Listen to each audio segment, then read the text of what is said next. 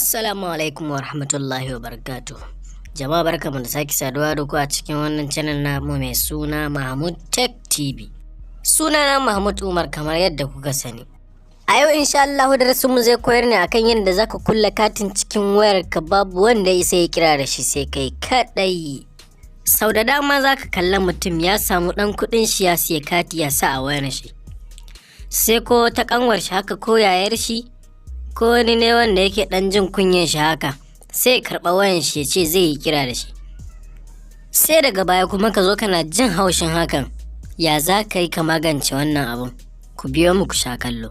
Sannan muna ƙara tunatar da duk wanda bai danna mana subscribe ba da ya taimaka ya danna mana, sannan idan ya danna sai ya danna ƙararrawar sanarwa ta yadda da mun ɗaura sabon shiri a sanar shi kai tsaye. Sannan idan bidiyon ta burge ka, za ka iya danna mana alamar like. Mun gode. Ba tare da wani ɓata lokaci ba, mu shiga cikin bidiyon namu.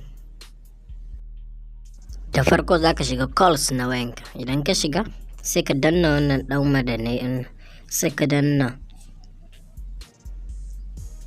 Bayan ka shiga sai ka danna star 3 star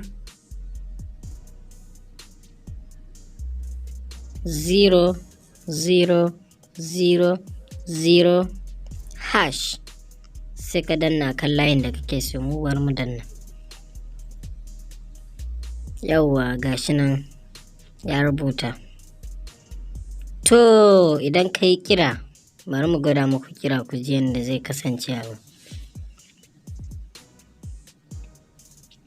Idan ka kira ma bare nuna komai ba, kawai za ka kalla, ba zai ma shiga bane kwata-kwata kawai.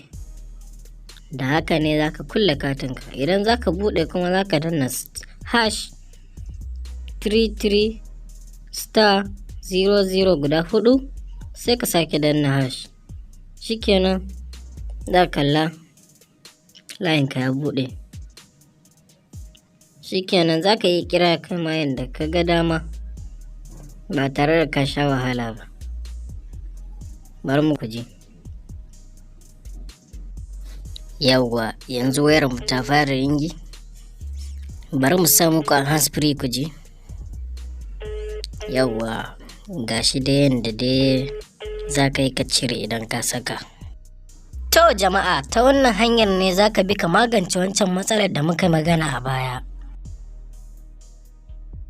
Ku ci gaba da kasancewa tare da mu a cikin wannan tasha mai suna Mahmud Tech TV, yayin da za mu ci gaba da suburbuɗo muka ingantattun bidiyo akan abubuwan da suka shafi technology da sauransu.